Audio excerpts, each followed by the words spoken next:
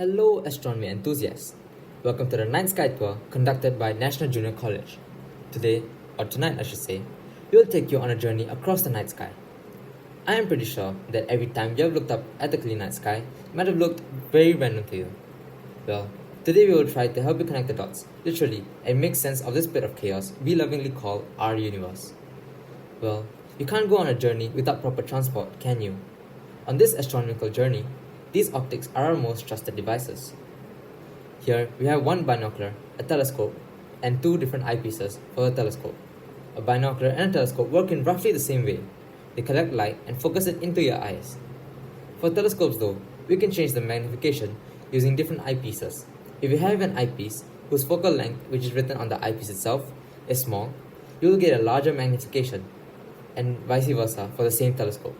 Since now you're acquainted with the transport, the most important part of the journey is its route, and well, we have chosen a majestic one tonight, along the Milky Way galaxy that we live in. At this point, you might be a bit confused, because how can we see the galaxy that we live in? It might be a bit hard to visualize, but suppose you live in a curved house. If you look outside your window, you'll be able to see part of your own house. Milky Way 2 has curvy arms. I don't want to bore you more with me, so I will pass it over to someone who has been a lover of astronomy even before we named the Milky Way. Kush. Before I take you on the journey, we need to get our bearings correct. We need to specify the cardinal directions: north, south, east and west. So in your mind you have some sort of aligned coordinate system. The first thing you will want to do is move your head around and find a star pattern that looks like a M, and it's over there. This is the constellation of Cassiopeia. Anyway, when you find Cassiopeia, you can use the middle three stars as an arrow and it will point roughly towards north. If you face north, directly behind you will be south, on your right will be east, and on your left will be west, and done. For context, the Milky Way runs roughly from east to west, so we shall start from west and move towards east, because everything rises in the east and sets in the west. My friend Sinling will start the better part of our journey. Hiya people! The guys don't understand it is a night sky tour, not a storytelling tour. Honestly, I will be straightforward and start with the wonderful planet, Saturn. Due to the presence of trees and surrounding objects, we can't see the first 20 degrees above the horizon. However, let's start by facing southwest and look up approximately 60 degrees. A very important rule of thumb: planets do not twinkle, and stars do. You will find something not twinkling at all, and behold, Saturn, the Roman equivalent of Cronus, the Greek god of crops and father of Zeus, also known as Jupiter.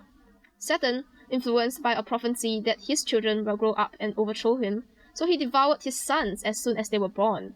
But Zeus escaped this fate when his mother, Rhea, hid him away from his father, and indeed grew up to overthrow his dad. Saturn is the second biggest planet in the solar system and made up of mainly gas. This causes it to be so not dense that it will float if you place it in a tub of water that's big enough. We chose this planet to see its impressive rings. You can make out the faint outline of its iconic rings if you stare hard enough through our current setup. You can also see some of its moons, that orange dot being Titan, Saturn's largest moon, which has a surface made out of ice, and a liquid ocean beneath its surface, which can potentially sustain life. The three other white dots surrounding it are Rhea, Dione, and Tethys, some of its smaller moons. You all should take turns using the scope and binoculars. You can also change the eyepiece to see the difference in magnification. Well, I think you have enjoyed Saturn. So now, let's find Jupiter. Due to its close proximity to Earth relative to the other objects, and its massive size, Jupiter is one of the brightest objects in the night sky. Using these two clues, we find Jupiter to be the bright object directly above your head. Now, you are looking at Jupiter, king of the planets, with a crony of at least 73 moons. It is the largest planet in our solar system. A mere look at this creature revolutionized our concept of the universe, as seeing moons turn around said planet disproved the prevailing egoistic belief of the Earth being at the center of the universe with everything orbiting us. Whoa, can't see much here. Wow, now that's better.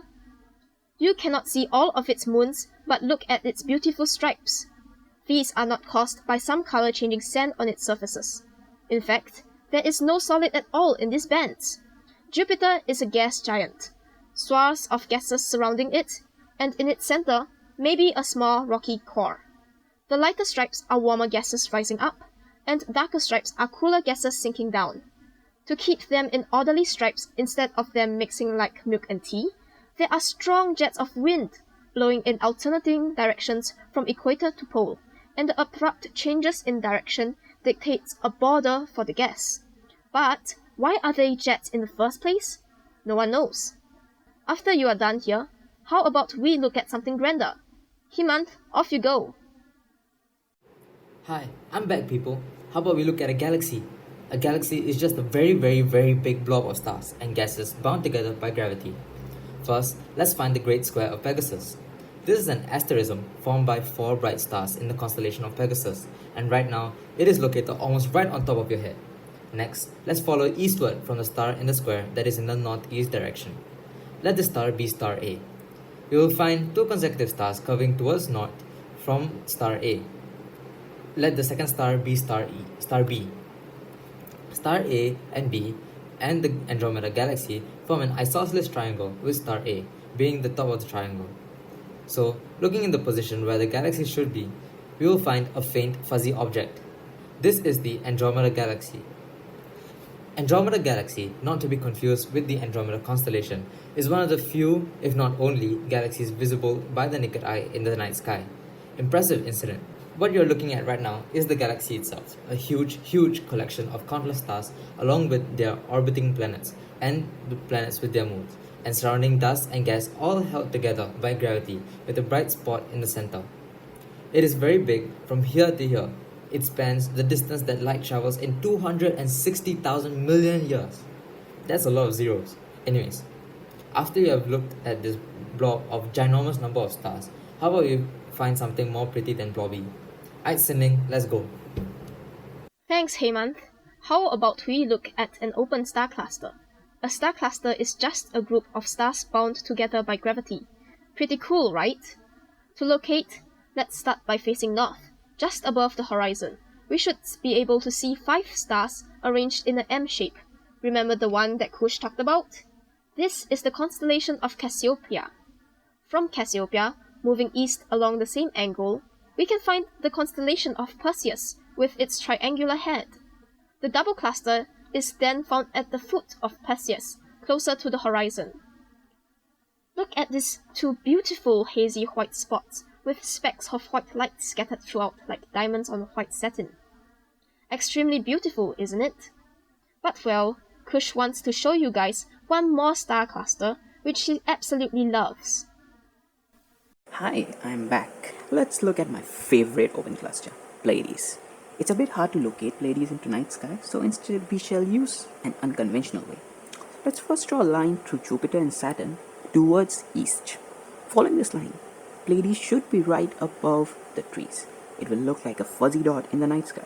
Also, note that while we have used planets to locate the object, this can't be done all the time, as the relative positions of the planets are ever changing due to them orbiting the sun at different speeds. You will notice 7 big stars here. In fact, what you are now looking at is hundreds and hundreds of stars bound together by gravity. These stars are burning so hot that they are blue, which also means that they are quite young. In fact, this star cluster is only 70 to 150 million years young, considered a small baby in the universe. You may also notice that the star cluster is much more gassy than the double cluster. The reason is due to the presence of a nebula there, which is a cloud of gas.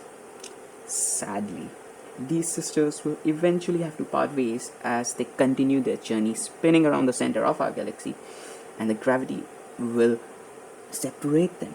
In about 250 million years, this cluster will cease to exist.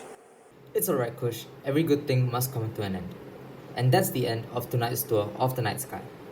Just to summarize what we've looked at tonight, firstly, we visited Saturn, then Jupiter, followed by Andromeda Galaxy, double cluster, and then Pleiades. Even if you can't remember on how to locate these objects, we hope that you have at least have a better idea of how to make a little sense of this wonderful night sky. We hope you have enjoyed tonight's tour. Thank you for coming and have an astronomical night.